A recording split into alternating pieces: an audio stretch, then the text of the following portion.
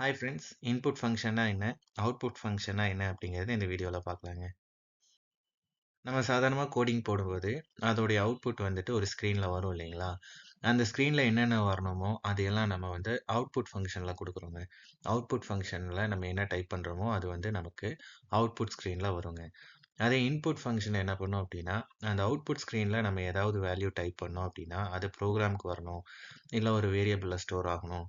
அப்படின்னா, அதுக்கு நம்ம இன்புட் ஃபங்ஷன் யூஸ் பண்றோங்க. நம்ம ஃபங்ஷன்னா என்ன அப்படிங்கிறது ஒரு சின்ன ஐடியா மாரி தெரிஞ்சுக்கலாங்க. இந்த ப்ரோகிராம் பாருங்களேன். இந்த ப்ரோகிராம்ல வந்துட்டு பிரிண்ட்ல வந்துட்டு ஹலோ ஆலிஸ் வெல்கம். அடுத்த பிரிண்ட்ல ஹலோ பாப் வெல்கம். அடுத்த பிரிண்ட்ல ஹலோ சார்லி வெல்கம் அப்படின்னு குடுத்துருக்கோம். இப்போ வந்து நம்ம திரும்ப திரும்ப ஒரே கோடிங்க யூஸ் பண்றோம் இல்லைங்களா? இப்போ திரும்ப திரும்ப ஒரே கோடிங் யூஸ் பண்றதுக்கு நமக்கு வந்து அதிகமா மெமரியும் பிடிக்கும். அதிகமா டைமும் எடுக்கும். இதுக்கு பதிலா நம்ம வந்து ஃபங்ஷன் யூஸ் பண்ணலாங்க. எப்படின்னு பார்த்தோம்னா, அதே ப்ரோகிராம நம்ம கொஞ்சம் டிஃபரெண்ட்டா எழுதியிருக்கோம். இந்த இடத்துல வந்துட்டு ஒரு ஃபங்ஷன் யூஸ் பண்றோம். அந்த ஃபங்ஷன டிஃபைன் பண்றதுக்கு டெஃப் அப்படின்னு குடுக்குறோம். ஃபங்ஷனோட நேம் பார்த்துக்கிட்டீங்க அப்படின்னா, கிரீட் GREET. அதுக்கப்புறம் ஃபங்ஷனுடைய பிராக்கெட்குள்ள வந்து ஒரு ஆர்குமென்ட் குடுக்குறோம். ஆர்குமென்ட்னா ஒண்ணும் இல்லைங்க. ஒரு வேல்யூ தான். அந்த வேல்யூ வச்சு அந்த ஃபங்ஷன் ரன் ஆகும். அந்த வேல்யூ என்ன அப்படின்னு பார்த்தோம்னா, நேம் அப்படிங்கிற ஒரு வேல்யூ. இப்போ அந்த ஃபங்ஷன் என்ன பண்ணும் அப்படின்னா, பிரிண்ட் பண்ணும். எத பிரிண்ட் பண்ணும்னா, ஹலோ, அப்புறம் நம்ம குடுக்குற நேம், அப்புறம் வெல்கம் அப்படிங்கிறத பிரிண்ட் பண்ணும். இந்த இடத்துல நம்ம கிரேட் பிராக்கெட்குள்ள ஆலிஸ், அப்புறம் கிரேட் பிராக்கெட்குள்ள பாப், அப்புறம் சார்லி அப்படின்னு குடுத்துருக்கோம். இந்த ஒவ்வொரு தடவையும் இந்த ஃபங்ஷன இந்த மாரி கால் பண்ணோம் அப்படின்னா, அந்த ஃபங்ஷன்ல என்ன கோடிங் போட்டிருக்கோம்? பிரிண்ட் பண்ணும். ஹலோ, நேம், வெல்கம்னு பிரிண்ட் பண்ணும். அப்போ அது வந்து அந்த ஃபங்ஷன் பண்ணுங்க. ஃபர்ஸ்ட் கிரேட் ஆலிஸ்க்கு வந்து ஹலோ ஆலிஸ் வெல்கம் அப்படின்னு வரும். அடுத்ததுக்கு ஹலோ பாப் வெல்கம். அதே மாரி ஹலோ சார்லி வெல்கம் அப்படின்னு வருங்க. இப்போ ஹலோ வெல்கம் அப்படிங்கிறது வந்துட்டு சாதாரணமான சின்ன சென்டென்ஸ் தான். நமக்கு ரொம்ப பெரிய சென்டென்ஸ் எழுதணும் அப்படின்னாலோ, இல்ல வேற ஏதாவது பெரிய கால்குலேஷன் போடணும் அப்படின்னாலோ, நமக்கு ஃபங்ஷன்ஸ் வந்து யூஸ்ஃபுல்லா இருக்குங்க. திரும்ப திரும்ப பிரிண்ட் யூஸ் பண்றது நமக்கு கஷ்டம் கிடையாது. ஆனா ஒரு பெரிய கால்குலேஷன் திரும்ப திரும்ப பண்ணணும் அப்படின்னா, அந்த இடத்துல நம்ம திரும்ப திரும்ப கோடிங் போடுறதுக்கு பதிலா இந்த மாரி ஃபங்ஷன்ஸ் குடுத்து, அந்த ஃபங்ஷனுக்கு ஆர்குமென்ட் மட்டும் பாஸ் பண்ணி நம்ம வேல்யூ வாங்கிக்கலாங்க. இப்போ நம்ம அவுட்புட் ஃபங்ஷன்னா என்னன்னு பார்க்கலாங்க. அவுட்புட் ஃபங்ஷனுடைய நேம் வந்து பிரிண்ட். அதுக்கப்புறம் ஆர்குமென்ட்க்கு 2 பிராக்கெட் குடுத்துருக்கோங்க. பிரிண்ட்க்கு அப்புறம் 2 பிராக்கெட் இருக்கு இல்லைங்களா? அதுக்குள்ள நம்ம எத டைப் பண்ணோம் அப்படின்னாலும், அது வந்து அவுட்புட் ஸ்க்ரீன்ல வருங்க. இந்த பிரிண்ட் ஃபங்ஷனுக்கு நம்ம தனியா கோடிங் போட வேண்டியது இல்லைங்க. பிரிண்ட் பிராக்கெட்குள்ள நமக்கு எது வேணுமோ அத டைப் பண்ணா அதுவே போதுங்க. ப்ரோகிராம் எக்ஸிக்யூட் ஆகும்போது நம்ம பிராக்கெட்குள்ள குடுத்தது அவுட்புட் ஸ்க்ரீன்ல பிரிண்ட் ஆயிருங்க. அவுட்புட் ஃபங்ஷன்ஸ்க்கு சில எக்ஸாம்பிள் பார்க்கலாங்க. ஃபர்ஸ்ட் ப்ரோகிராம்ல பிரிண்ட் பிராக்கெட்குள்ள லெட்ஸ் சீன்னு குடுத்துருக்கோங்க.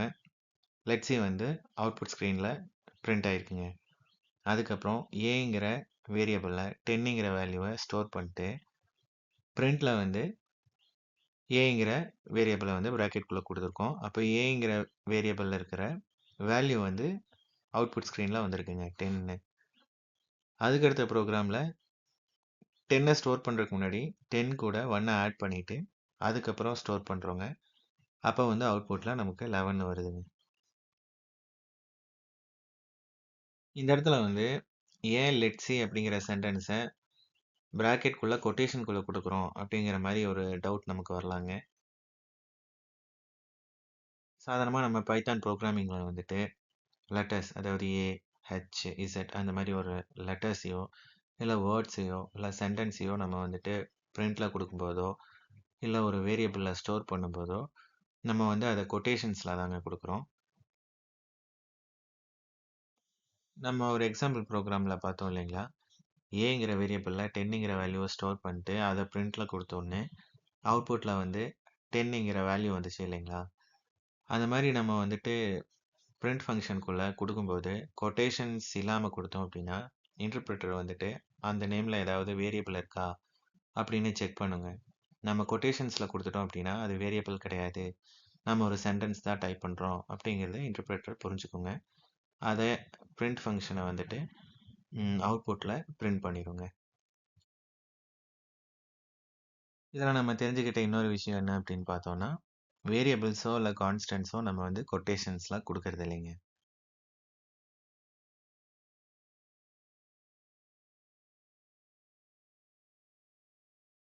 நம்ம தெரிஞ்சுக்கிட்ட அடுத்த விஷயம் என்ன அப்படின்னு பார்த்தோம்னா, இப்ப 10ங்கிற ஒரு நம்பர், ஒரு வேல்யூ வந்துட்டு நம்ம பிரிண்ட் பண்ணோம் அப்படின்னா, அத வந்து ஏங்கிற வேரியபிள்ல ஸ்டோர் பண்றோம். ஏன்னா, அத வந்துட்டு நம்ம திரும்ப எடுத்து பிளஸ் பண்ணுவோம், மைனஸ் பண்ணுவோம். அந்த மாரி எதுக்காவது யூஸ் பண்ணணும்னா யூஸ் பண்ணிக்கலாங்க. ஆனா, ஒரு வேர்டையோ, ஒரு சென்டென்ஸையோ, இல்லைன்னா ஒரு லெட்டரையோ, இல்ல சும்மா நம்ம ஒரு 58ன்னு அங்க டைப் பண்ணா மட்டும் போதும். அவுட்புட்ல வந்து வந்தா மட்டும் போதும். அத நம்ம வச்சு எதுவும் பிளஸ் பண்ண போறதில்ல, மைனஸ் பண்ண போறதில்ல. அப்படின்னா, அத வந்து நம்ம பிரிண்ட் ஃபங்ஷன்ல கொட்டேஷன்ஸ்குள்ள குடுத்தா போதுங்க. எந்த ஒரு வேரியபிளையும் ஸ்டோர் பண்ண வேண்டியது இல்லைங்க. அடுத்ததா நம்ம இன்புட் ஃபங்ஷன்னா என்னன்னு பார்க்கலாங்க.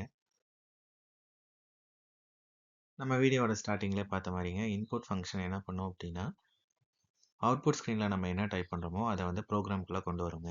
இப்போ அவுட்புட் ஸ்க்ரீன்ல டைப் பண்றது ஒரு வேரியபிள்குள்ள ஸ்டோர் பண்ணணும்னு நம்ம குடுத்திருந்தோம் அப்படின்னா, அவுட்புட் ஸ்க்ரீன்ல நம்ம எத டைப் பண்றோமோ, அத வந்து வேரியபிள்குள்ள ஸ்டோர் பண்ணிருங்க. இன்புட் ஃபங்ஷனுடைய நேம் வந்து இன்புட் பிராக்கெட்ங்க. அதுக்கு ஒரு எக்ஸாம்பிள் பார்க்கலாங்க. இப்ப ஏங்கிற வேரியபிள்குள்ள வந்துட்டு நம்ம ஒரு வேல்யூவ ஸ்டோர் பண்றோம். ஆனா ஸ்டோர் பண்ற வேல்யூவ வந்து நம்ம அவுட்புட் ஸ்க்ரீன்ல வாங்குறோம். எப்படி? இன்புட் ஃபங்ஷன் வச்சு வாங்குறோம். இன்புட் ஃபங்ஷனுக்குள்ள நம்ம என்ன குடுத்துருக்கோம் அப்படின்னா, என்டர் எ நம்பர் அப்படின்னு குடுத்துருக்கோங்க.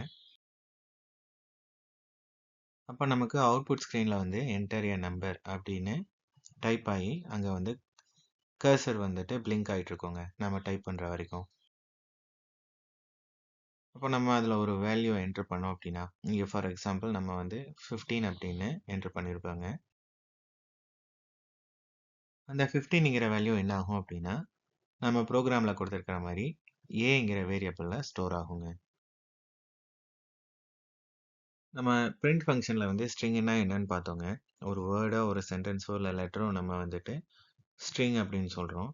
சாதாரணமா நம்ம கன்சோல்ல, அதாவது அவுட்புட் ஸ்க்ரீன்ல வந்துட்டு நம்ம எதையாவது டைப் பண்ணோம் அப்படின்னா, அது வந்துட்டு ஸ்ட்ரிங் லிட்டரலா தாங்க கன்சிடர் ஆகும்.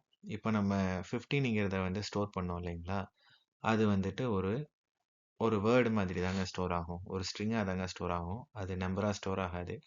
அத வச்சு நம்ம எந்த ஒரு அடிஷனோ, சப்ட்ராக்ஷனோ அந்த மாரி எதுவுமே பண்ண முடியாதுங்க. மேத்தமேட்டிக்கல் ஆப்பரேஷன்ஸ் எதுவுமே பண்ண முடியாதுங்க.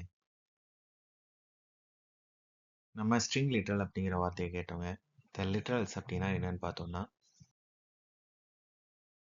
ஒரு மெமரியில, அதாவது வேரியபிள் கான்ஸ்டன்ட்ன்னு சொல்றோங்க. வேரியபிள் கான்ஸ்டன்ட்னா ஒண்ணும் இல்ல. வேரியபிள்னா அதோட வேல்யூ வேரி ஆயிட்டே இருக்கிறதுனால அத நம்ம வேரியபிள்னு சொல்றோம். கான்ஸ்டன்ட்னா ப்ரோகிராம் முழுக்க நம்ம அந்த வேல்யூவ வந்துட்டு கான்ஸ்டன்ட்டா தாங்க வச்சிருப்போம்.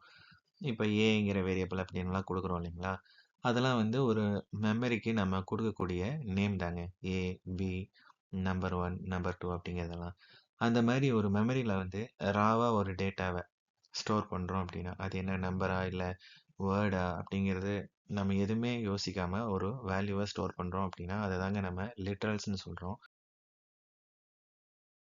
இந்த ரா டேட்டாஸ வந்துட்டு நம்ம 3 வகையா பிரிக்கலாங்க. சிம்பிள் தாங்க. நியூமெரிக்கல் லிட்டரல், அதாவது இன்டிஜர், ஹோல் நம்பர் எப்படின்னா 0, 1, 2 இல்ல -5 அந்த மாரி இருக்கிற நம்பர்ஸ். இல்லைன்னா ஃப்ளோட் வேல்யூஸ், பாயிண்ட் வச்சு வர்றது. 7.9, 5.6 அந்த மாரி இருக்கிற நம்பர்ஸ். இல்லைன்னா ஸ்ட்ரிங்ஸ். ஸ்ட்ரிங் லிட்டரல் அப்படின்னு எடுத்துட்டோம்னா, கேரக்டர் அல்லது சென்டென்ஸ். ஏதாவது லெட்டர், இல்லைன்னா வேர்ட், இல்லைன்னா சென்டென்ஸ் அந்த மாரிங்க. அடுத்தது வந்து பூலியன் வேல்யூ. இத வந்து கம்பேரிசன் பண்ணும்போது அதோட ரிசல்ட் வந்து ட்ரூவா, ஃபால்ஸா அப்படின்னு வரத நம்ம பூலியன் வேல்யூவா ஸ்டோர் பண்ணிக்கலாங்க. இத பத்தி தனி வீடியோஸ் இருக்குங்க. அத பார்த்தோம் அப்படின்னா, இத நம்ம இன்னும் தெளிவா புரிஞ்சுக்கலாங்க. ஓகே. நமக்கு இப்போ வேல்யூஸ வந்து ஸ்ட்ரிங்கா ஸ்டோர் பண்ணக்கூடாது. இன்டிஜரா அல்லது ஃப்ளோட்டா ஸ்டோர் பண்ணணும்னா என்ன பண்ணணும்? அப்படின்னு நம்ம இன்னும் பார்க்கலைங்க. அத பத்தின வீடியோஸும் நம்மளுடைய சேனல்ல போட்டிருக்கோங்க. அத பார்த்தீங்க அப்படின்னா, அது உங்களுக்கு டீட்டெயிலா புரிஞ்சிருங்க. வீடியோ பார்த்ததுக்கு ரொம்ப நன்றிங்க. Let's see again.